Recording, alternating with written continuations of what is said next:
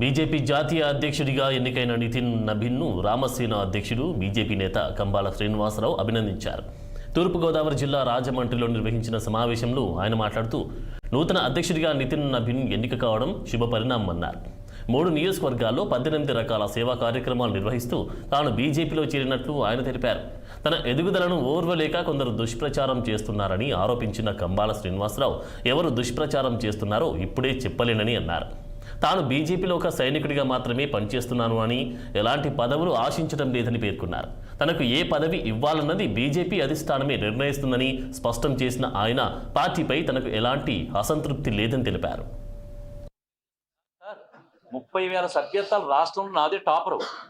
క్రియాశీలక సభ్యత్వాలు 100 నాదే టాపరు. నరేంద్ర మోడీ గారి యాప్లో 4,50,000 పాయింట్లు, 4,20,000 పాయింట్లతో ఫస్ట్ ఆర్ సెకండ్ పొజిషన్లో ఉన్నాను నేను. నా టార్గెట్ ఏంటి తెలుసా మీకు? 1,60,00,000 హైయెస్ట్ పాయింట్స్.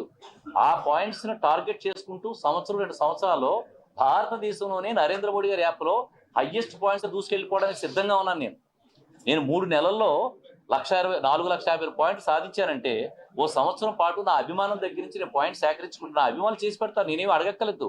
వాళ్ళు చేసి పెడితే భారతదేశంలోనే హైయెస్ట్ స్కోర్ మెంబర్గా నేను నిలబడతాను. స్కూల్ మీకు వివరాలు కూడా తెలియజేస్తాను మీకు. ఎప్పుడు నేను అచీవ్మెంట్స్ ఉంటే అప్పుడప్పుడు అందరూ కూడా మీతోటి ఒక సహృద్భావమైన మీటింగ్ పెట్టుకుంటూ నేను మీ అందరితో కలిసి భవిష్యత్తులో ముందు నడుస్తాను. నాకు ఇంకో విషయం మీ అందరికీ చెప్పనా? నాకు రాజమండ్రి పాత్రికేయులు అంటే చాలా ఇష్టమైపోయిందండి. నాకు ఎందుకు చెప్పమంటారా? చాలా ఆప్యాయంగా పలకరిస్తున్నారు, నాకు చాలా ఇష్టంగా చూసుకున్నారు.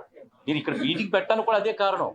ఇంతమంది మీతో కలిసి నాకు సంతోషంగా ఉండడం, కానీ అలాగే మీ పాత్రికేయులకి జర్నలిస్టుకు కూడా నేను ఏదైనా సేవ చేయగలిగేది ఉంటే, ఎవరో మనం ఒకసారి అనారోగ్యంతో ఎవరు ఉన్నారంటే వారికి కూడా సహాయం చేయడం జరిగింది. ఎవరు వచ్చినా ఇప్పుడు పాత్రికేయులు కానీ ఎవరికైనా కానీ ఇప్పుడు నేను ఎన్నో రకాలైన వైద్యాన్ని సహాయం చేస్తున్నాను. మన పాత్రికేయులు కూడా ఎవరికైనా కష్టం రావచ్చు. అలాంటి కష్టం వచ్చినప్పుడు నేను తప్పనిసరిగా మీతో పాటు అండదండగా ఉంటాను.